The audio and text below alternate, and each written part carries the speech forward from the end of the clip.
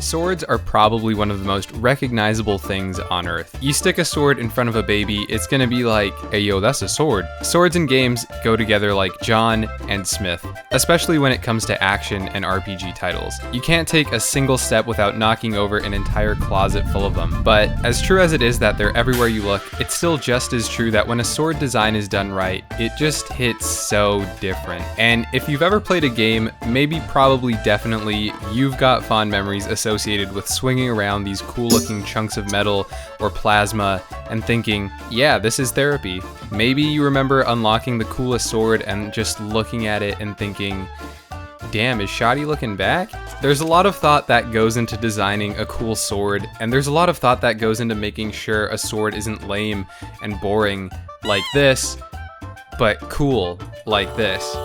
So in this video, I want to take a look at some of my favorite swords that look super dope, swords with huge nostalgia value, and swords with great designs. Then we're going to be taking your feedback and designing a cool sword of our own.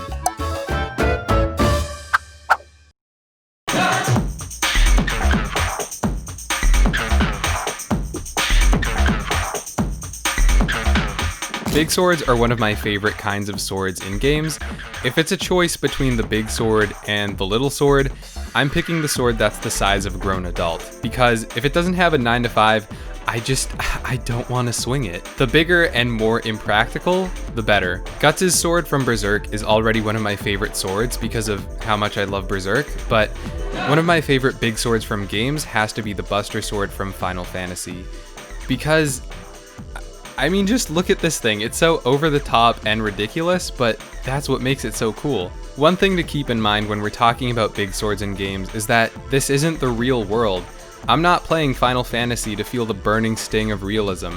I can turn the game off to do that. Its impracticality and lack of real-life functionality is what makes it so fun to see in the game. It taps into that childlike part of your brain that's like, okay, what if sword, but big? Part of the fun for me is looking at a sword and just imagining what kind of catastrophic damage it can do. And then you actually see how Cloud uses it and how fast he is, and he's like, "Meow," and then you're like, man, I wish Cloud could slice me like that. I love the Buster Sword especially because its size doesn't get in the way of its design. In fact, its size works in favor of the design. Here's what the Buster Sword would look like if it were regular size.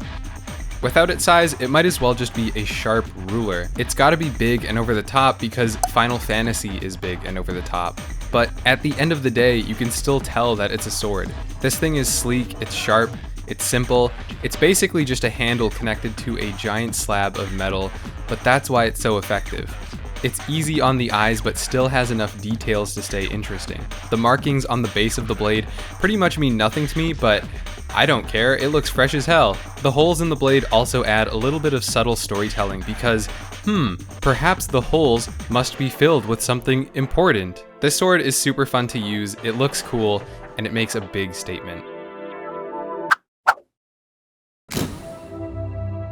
Now, swords have always been such a common staple in games, to the point where even if you're playing a game set in the year 5000 and the game is just you, a highly evolved human being as an energy ball, learning how to drink through a straw to reconnect with your ancestors, somewhere, somehow, you're gonna encounter a sword. Halo was one of those games where, on paper, including a sword makes very little sense because we're talking about space, and we're talking about the future, we're talking about that pew-pew, but oh my god, is the energy sword one of the coolest things to ever grace my TV screen. From a design standpoint, this thing is pretty unique. The actual blade is composed of two partially ionized blades of free-moving electron-based gas that never actually touch, but the real draw of this sword for me, and I'm sure for a lot of you too, is its nostalgia. I can't tell you how much fun sleepovers were because of this sword. Being 8 years old, staying up till 2 a.m. with my friends, just Zanzibar over and over again, everyone just dogpiling the windmill to see who could get to the top to get to the energy sword first, yelling at each other for screen peeking. These are some of the fondest memories I have from my childhood. For me, part of what made the energy sword so fun was the fact that it was a one-hit kill. Although at the time, that meant so much frustration and rage for me, I've now come to appreciate it. It's exactly because I had such strong emotions associated with the sword that I now look back on those memories so fondly. Of course, getting one shot is enough to make you want to spit into your friend's Sprite can, but at the same time, I can't lie and say a part of me didn't love the thrill of being chased.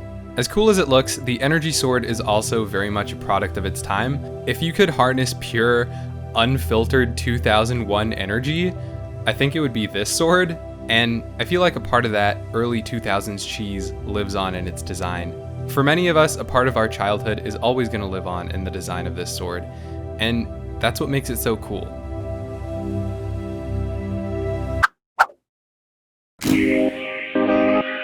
If we're talking about unique swords, it doesn't get much more unique than the Keyblade from Kingdom Hearts. I mean, it is what it looks like. It's a sword that's also a key, but it's also a key that's also a sword, and you use it to open doors, but also your heart. The Keyblade is one of those swords that are a little off the beaten path because of just how differently it pulls off being a sword. Like, sometimes it looks blunt, but sometimes it's sharp, but then again, maybe it only attacks your heart. Either way, for the purposes of this video, I'm gonna classify it as a sword, but it's the ambiguity of the Keyblade that makes it such a fresh take on swords. Like, just what is the Keyblade? Is it a baseball bat, or is it a razor-sharp blade that can cut buildings in half? Is it just a key? Is it more than a key? Who made them? Why are they here?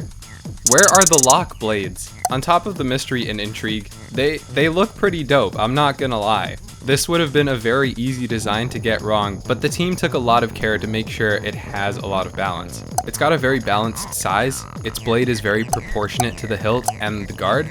The keychain is super cute, and besides allowing its appearance to change, from a design standpoint, it also serves the purpose of making the guard appear less wide and easier on the eyes. If we take a closer look at the key portion of the blade, we can see that the teeth of the key line up perfectly with the outermost edge of the guard, which makes it so that design isn't skewed too heavily to the side with the teeth. Clearly, a lot of thought went into making this sword as cool as it could be, and what makes the Keyblade even cooler for me is that it's also integrated into the story of Kingdom Hearts. Okay, so I can't actually tell you what the plot of Kingdom Hearts is, but what I can tell you is that the Keyblade and the others that exist play a central role in the storytelling. They have a mysterious history and lore, and all of that makes me want to learn more about them, and it brings me in closer. But if we're talking about lore, then there's one sword that has to be mentioned.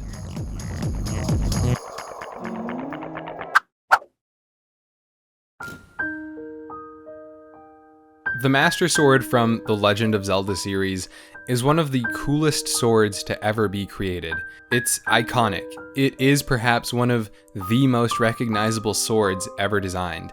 And it has everything you could want from a cool sword. It has a cool backstory, being made by a goddess to vanquish evil. It has a dope legend associated with it, being that one must be pure of heart to wield it. Its design is simple, yet intricate and beautiful, elegant and graceful. The blade is perfectly proportioned to the guard, hilt, and pommel. The guard is ornate, but tastefully so that it doesn't distract from the beauty of the blade or the piece as a whole. The blade itself looks so smooth and clean, and it's engraved with the Triforce, a symbol that reminds us of its rich and complex history. The coolness factor of this sword is off the charts because of how much of a legacy is behind it, not just lore-wise for The Legend of Zelda, but for our own personal selves. The Master Sword has always been there. Maybe you have a lot of memories associated with it, maybe you felt super proud that you unlocked it in Breath of the Wild. Whatever it is, most of us have a lot of positive memories associated with this design. And in my opinion, that's a huge part of what good design means.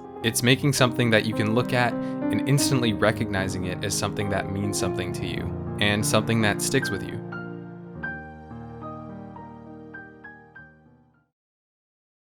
There are a lot of cool swords out there, so I just want to mention some of my favorites. The sword of the creator is super cool because it's also a whip and it's made out of bones. Darth Maul has a two-sided laser sword, and that's all I need to know to be on board. Raiden's sword from Metal Gear Revengeance is slick and stylish and can cut missiles in half. The Chill Rend from Skyrim is so over the top and fantasy corny, I just can't help but to be drawn to it. The Monado is super unique and is a fresh take on futuristic swords. Although on the surface, swords seem to be like they would be simple to design, there's a lot of thought that goes into designing the coolest ones. Those are the ones that stay poignant and attach themselves to our memories. And those memories are what make us feel cool too.